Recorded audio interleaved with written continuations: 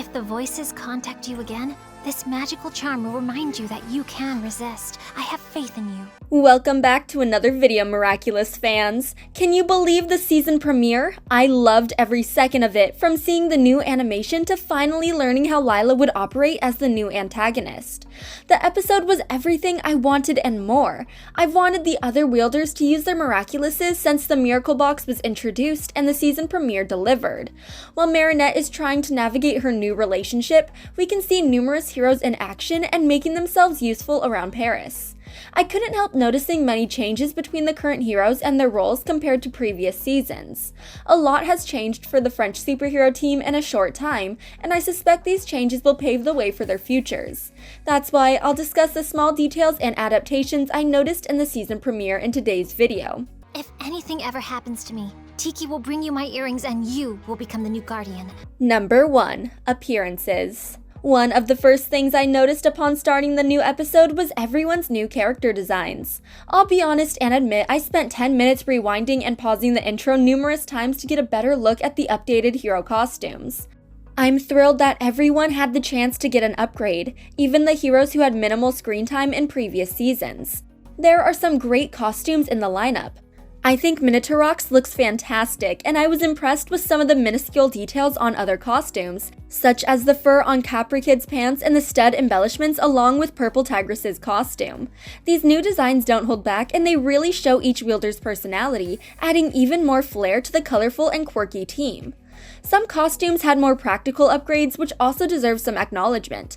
For example, Viperion changed his attire but on the more modest side. Instead of the previously flashy blue and yellow scales, his new costume is primarily black with blue scales down his abdomen.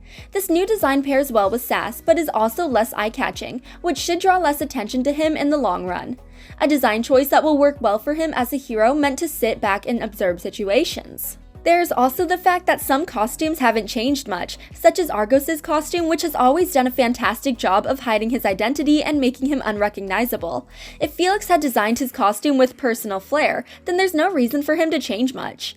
I also want to take every second to mention Cat Noir. At first, I was a little disappointed that there weren't many upgrades to his costume and that it looks similar to previous seasons. However, there's a scene in the new episode where he's standing beside Polymouse and watching Ladybug lift a car. The scene is shot from behind and we're given a glimpse of his back, which has the emblem of a massive cat paw. It's a small detail easily missed since most of his action sequences are shot from the front, but I was thrilled to see this new addition of his costume. Paris is lucky to have you. At your service, officer. Found it! See you next time! Number 2. Powers. We've learned from previous seasons that miraculous wielders can unlock new abilities by spending more time with their kwamis and exploring the scope of their power. For example, in the 4th season, Ladybug learned she could create magical charms that protect civilians from akumatizations. According to the Magical Grimoire, past wielders had unique powers and skills they developed alongside the kwamis that were distinct to them. I suspect the modern-day wielders will unlock these abilities or create some of their own. The series points in that direction as other wielders have discovered how to use their powers more than once without detransforming. The skill of continuous power use was reserved for adult wielders in the past, as it was dangerous and straining on younger individuals. Ladybug and Cat Noir only unlocked this advancement in the previous season, when all of Paris nearly learned their secret identities. It seems like the other wielders will bypass this 5-season struggle, as when fighting an akumatized villain, Carapace used shelter numerous times to navigate obstacles, trap his enemy, and protect civilians. It was fun to see how versatile he made his lone ability, and it seems like he and the other wielders will operate as if they are adults using a miraculous. The change insinuates that all the heroes have reached a new level of maturity, and I hope this will be explored throughout the season's narrative.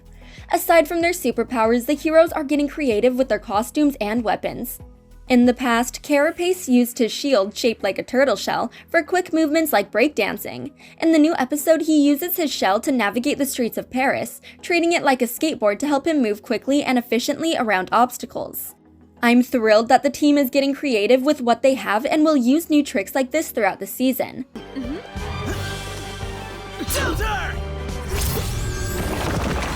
Number 3. Rules.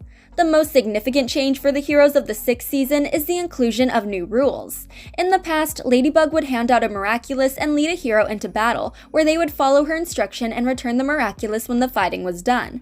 They couldn't share their secret identity with anyone and had to keep their double life as a hero a secret. These were often the only rules the heroes had to abide by, but that has changed now that every wielder owns their Miraculous. The new episode introduced each of these rules well, and they didn't interrupt the flow of the narrative whatsoever.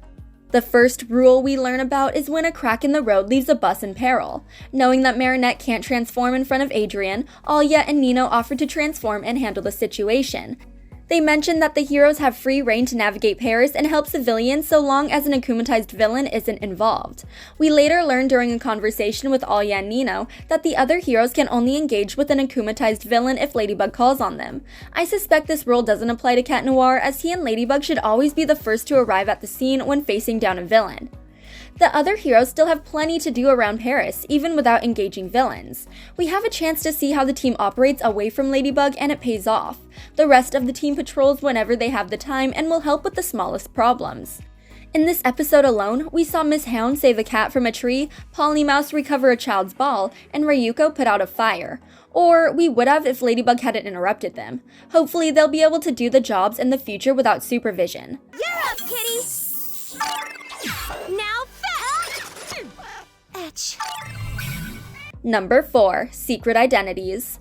One of the heroes' biggest changes is regarding their secret identities. As I mentioned, one of the team's only rules in the past was that they couldn't share their double lives with anyone. The rules have changed a bit. In the 4th season, Nino came clean and told Adrian about Carapace and Rena Rouge. Marinette is also in on the secret, as she's become more relaxed about who knows her double life too. Her secret is out of the bag in many ways. It's honestly concerning that she's keeping her secret from Adrian and is already straining their relationship. Throughout seasons 4 and 5, countless people learned the truth about Marinette. The list is as follows: Alia, Luca, Felix, Kagami, Alex, Gabriel, and Natalie. It's not much of a secret anymore, and Adrian should definitely be added to the list. I doubt that the other wielders are keeping their secrets under wraps, as most of them are either close friends or dating one another. It would be hard for anyone in a relationship to keep such a significant secret, especially when they may be in the same room when an akumatized villain attacks or Ladybug calls on them for help. Like many people in the fandom, I think everyone should know each other's identities because it would make protecting Paris much easier. Let's rest! Man, it's so awesome we could be Carapace and Rena Rouge together.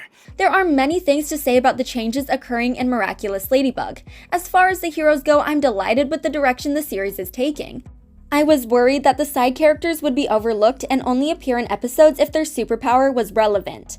Fortunately, this doesn't seem to be the case, as Ladybug has given her team free reign to act around Paris, so long as an akumatized villain isn't involved. I hope we can see other heroes appear in the background of future episodes, using their abilities to help the people of Paris while looking fantastic in their new outfits.